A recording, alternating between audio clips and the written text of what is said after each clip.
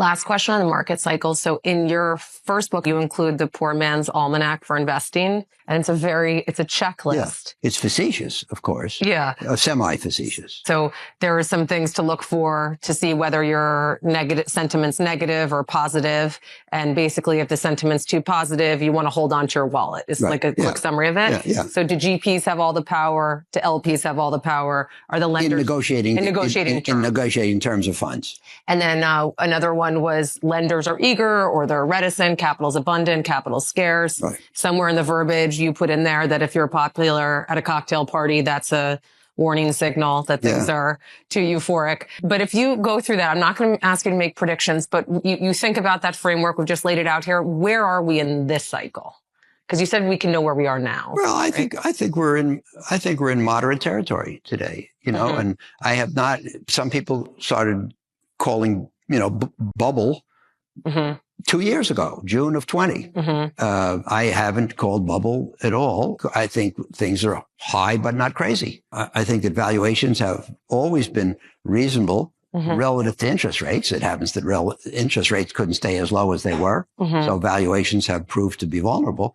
But I just don't think it's crazy. And now I think that the events of the last 6 months have taken the bloom off the rose, that most of the excesses have been driven out.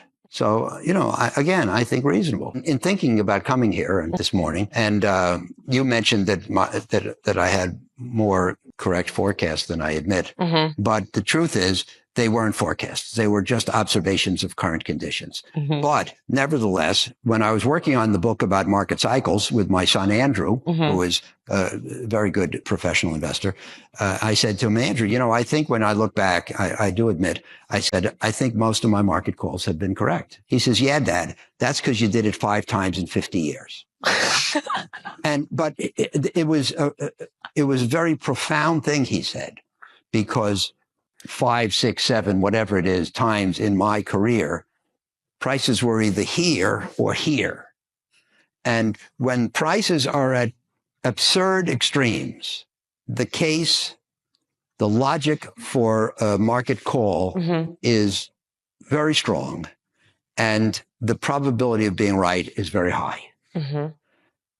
But not when it's here or here, or here or here, or here or here, and that's really the difference. And we're here? Well, I think we're here.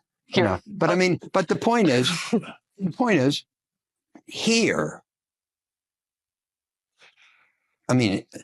prices here have always collapsed, whatever here is defined as. But if I say to you, what's the probability of a decline in 6 months? Here, you might say it's 95. You would never say 100 to anything, in my opinion. But here, it may be 75. And here, it may be 55. And then when you pass intrinsic value, and you're selling below intrinsic, well, what's the probability that next 6 months are up? 55, 75, 95. So, one of the biggest mistakes you can make is to think that overpriced and going down tomorrow are synonymous. Markets that are overpriced often keep going. Well, Keynes said it best of anybody. He said markets can remain irrational longer than you can remain solvent. A market is too high.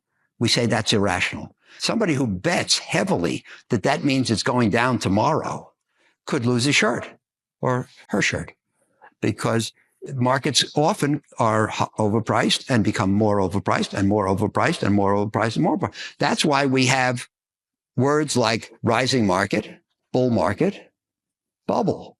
And if it were true that every overpriced market reverts and becomes fairly priced, then we would never get a bubble, because they would stop going up here. But sometimes they go to here and sometimes they go to here. When they get here, the call is pretty safe, especially if you add the word eventually. So what that means is as long as you realize that nothing is sure to happen in this business, every irrationality can be exceeded. That means that you should try to bulletproof your affairs so that it may be likely to happen, but you want to be able to last long enough so that you're around when it happens.